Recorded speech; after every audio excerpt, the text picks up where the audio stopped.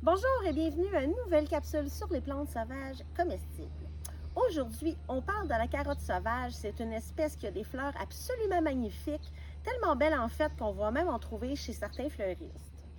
Je vous la présente donc, la voici. On a ici un spécimen entier qui a été cueilli dans un fossé près de chez moi. Donc on peut voir clairement la carotte, elle est blanche. Et puis ici, on voit qu'elle a fait beaucoup de petites fourches pour contourner des roches.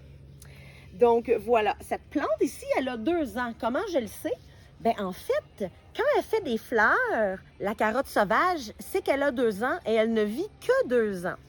Donc, qu'est-ce qu'on mange de la carotte sauvage? Bien en fait, toute la carotte est comestible.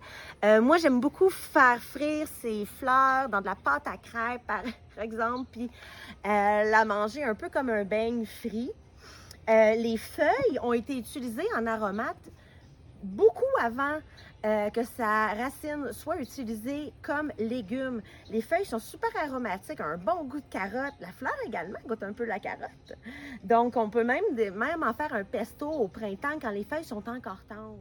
Si on veut manger la racine de la carotte sauvage, on va manger la racine d'une plante qui a seulement 1 an pour qu'elle soit bien tendre. Comment on sait que la plante n'a qu'1 an? En fait, c'est qu'elle ne portera pas de fleurs. Donc, on peut visuellement la repérer grâce à ses fleurs. Et puis, si on veut cueillir de la carotte sauvage, on va chercher à sa base les plantes qui n'ont pas de fleurs. Et puis, on va les récolter comme les carottes de notre potager en fin de saison, donc en fin d'été ou en début d'automne. Des choses intéressantes à propos de la carotte, c'est qu'elle a été domestiquée depuis le 10e siècle.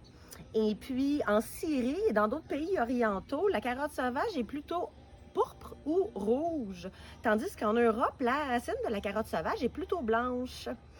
Donc, qu'est-ce qui est arrivé au 16e siècle? C'est qu'il y a des Hollandais qui ont croisé une carotte rouge et une carotte blanche et qui ont obtenu la première carotte qui était vraiment intéressante au niveau de sa racine, donc qui était assez charnue et sucrée, une belle grosse carotte orange. Donc, ce sont les Hollandais auxquels on doit la carotte orange au 16e siècle. Également, quelque chose de super important à savoir avec la carotte sauvage, c'est qu'elle ressemble beaucoup à de la sécutaire ou à de la ciguë, et que ce sont 2 espèces qui sont extrêmement toxiques, mortelles. La sécutaire est une des plantes les plus mortelles en Amérique. Donc, il faut savoir les différencier. Et puis, pour savoir les différencier, je vais vous montrer quelques petits trucs. Évidemment, malheureusement, les 3 espèces fleurissent en été. Par contre, la carotte sauvage, premièrement, on peut voir ici sa tige. Voyez-vous qu'elle est très poilue? Plein de petits poils. On peut même dire que sa pubescence est hirsute dans les livres. On peut voir aussi que toute la tige est verte, que les feuilles sont vertes, qu'il n'y a aucun signe de la couleur rouge. La couleur rouge se retrouve sur la tige de la ciguë et de la sécutaire également. La ciguë vient d'Europe, elle est plus commune dans les habitats chamboulés par l'homme, un peu comme la carotte, mais elle est quand même assez rare à rencontrer au Québec, tandis que nos 2 espèces de sécutaires qui sont extrêmement toxiques et qui lui ressemblent, poussent plutôt dans des endroits marécageux. La carotte ne pousse pas en endroit marécageux, donc elle veut que ça soit chaud et bien drainé comme ça. Une autre façon de reconnaître la carotte sauvage, à part sa tige poilue, en fait, c'est l'involucre de bractée qui est juste sous l'inflorescence ici. Donc la sécutaire et la ciguë n'en ont pas.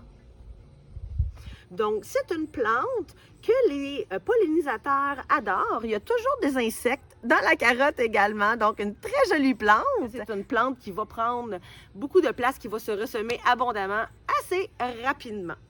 Cela conclut une autre capsule sur les plantes sauvages comestibles. Si vous voulez participer à un atelier, n'hésitez pas à m'écrire. Bonne journée!